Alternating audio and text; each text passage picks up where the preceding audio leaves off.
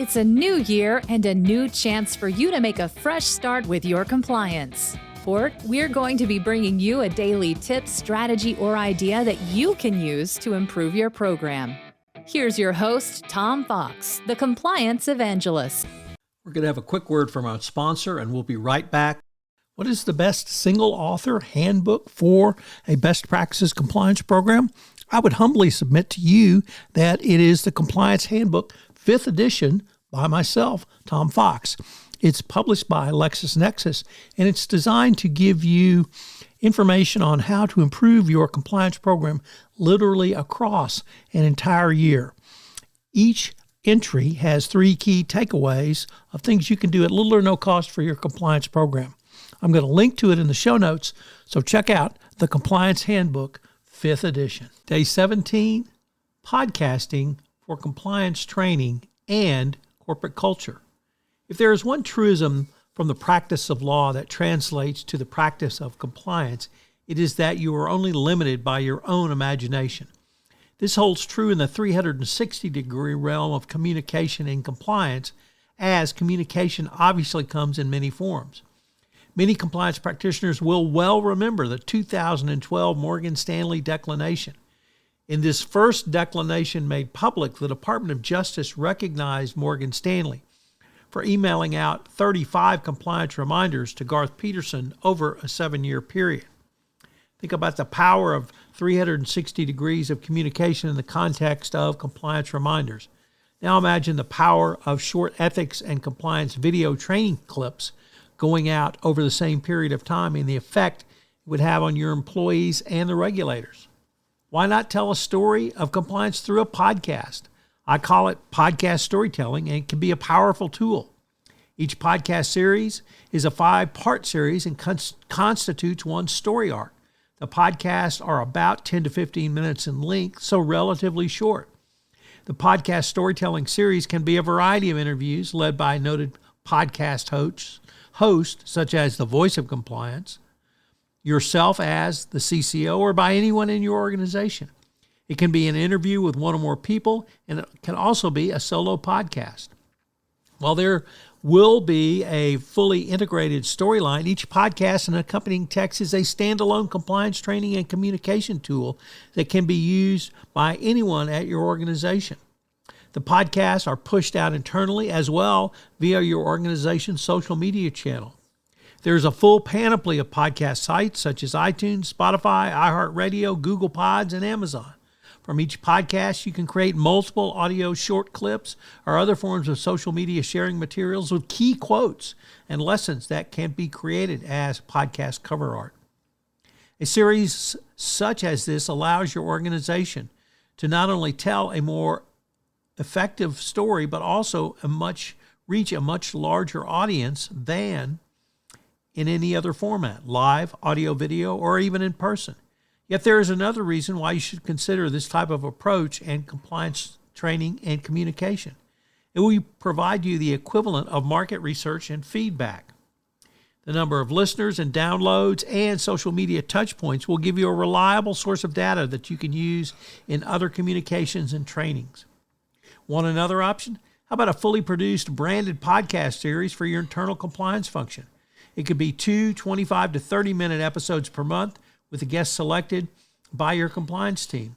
The format allows your compliance function to tell the story of its greatest asset, your people, through interviews. Can't get out of the country to travel? Still working remotely? Your branded podcast will give you a way to reach your employees as we continue to struggle through the aftermath of COVID-19. You can use branded podcasts to tell the story of compliance successes in your organization. You can include other corporate functions and corporate departments to share their successes as well.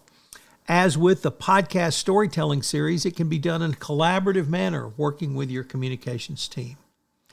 Want to make something short and snappy around compliance communications? How about compliance news of the day?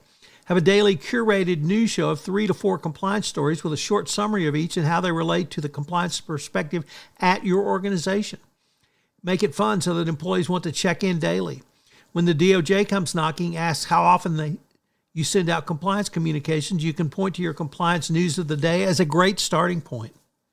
As a compliance practitioner, you should strive to bring more storytelling into your compliance messaging, training, and communications.